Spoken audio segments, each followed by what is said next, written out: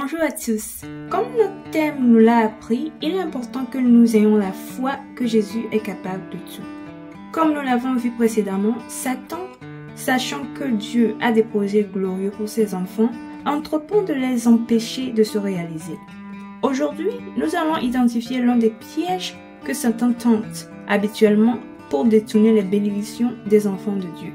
Mais rappelez-vous, en tant que soldat spirituel, que lorsque vous identifiez les plans de Satan, vous devez les briser. Sans tarder, allons dans le livre de Matthieu, le chapitre 4, versets 3 à 4 qui dit « Le tentateur s'étant approché, lui dit « Si tu es fils de Dieu, ordonne que ces pierres deviennent de pain. » Jésus répondit « Il est écrit, l'homme ne vivra pas de pain seulement, mais de toute parole qui sort de la bouche de Dieu. Amen. » Ici, nous pouvons voir que Jésus avait faim et que son corps, dans son processus naturel, avait besoin de nourriture. La Bible dit qu'à ce moment-là, le diable est venu le tenter. Dans ses propos, le diable a d'abord dit « Si tu es fils de Dieu ». Maintenant, la raison pour laquelle Satan a commencé à parler de cette manière n'est pas pour rappeler à Jésus son identité. Car si vous lisez Matthieu, le chapitre 3, le 16e au 17e verset, vous pouvez y voir qu'une fois que Jésus a été baptisé, l'Esprit de Dieu est descendu sur lui comme une colombe. Et une voix du ciel dit « Celui-ci est mon Fils bien-aimé, en qui j'ai mis toute mon affection. » Au lieu de cela, le diable essayait de semer le doute et la confusion dans l'esprit et le cœur de Jésus, dans un moment où son corps avait besoin de nourriture. Car juste après avoir remis en question son identité, le diable a demandé à Jésus de transformer des pierres en pain, puisqu'il avait faim. Maintenant, une petite question. Sachant que toute la force de Dieu, le Père, réside en Jésus-Christ le Fils, peut-il transformer une pierre en pain?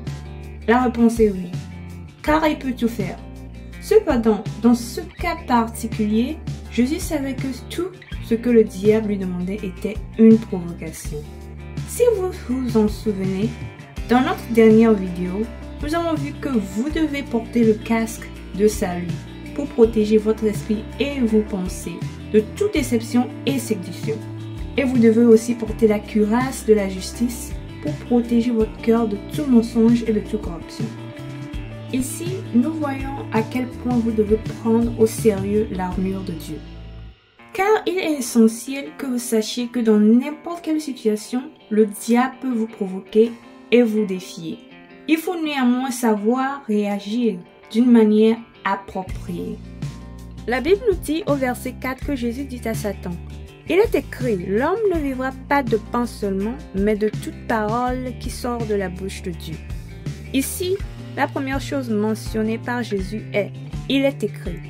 Juste pour souligner que tout a déjà été écrit et qu'il n'apportera aucun changement ni n'ajoutera rien de nouveau. Mais contrairement à Jésus, la plupart d'entre nous ne réagissent pas correctement parce que nous voulons toujours changer ou ajouter quelque chose de nouveau au cours divin des choses dans nos vies. Jésus dit, il est écrit, l'homme ne vivra pas de pain seulement, mais de toute parole qui sort de la bouche de Dieu. Ce qui signifie que l'adoration que nous donnons à Dieu n'est pas seulement pour ce que nous gagnons, mais surtout pour sa gloire. Par conséquent, nous devons obéir et suivre toute parole qui sort de sa bouche. Maintenant, vous pouvez comprendre que quand même il avait faim, Jésus n'a pas fait ce que le diable lui a demandé. Mais malheureusement, à cause de la nourriture, à cause de ce qu'ils vont manger, beaucoup tombent dans le piège de Satan. Dans la Bible, nous voyons que par la suite, Jésus a fait des pains pour que les gens puissent manger, mais seulement de la manière préconçue par Dieu. Il est important que nous soyons vigilants car le diable confond beaucoup de gens de nos jours. Jésus est capable de tout faire, mais il a prévu le temps et le chemin que chaque chose prendra pour chaque enfant de Dieu. Par conséquent, si en période de besoin, une parole vous vient, mais pas de la bouche de Dieu, rejetez-le. Si vous l'acceptez et même si un miracle se produit, sachez que ce n'est qu'une illusion qui va bientôt se faner. Mais au moment où vous serez en train de réaliser, vous serez déjà tombé dans le piège de Satan. Veillez à ce que ce ne soit pas le cas pour vous.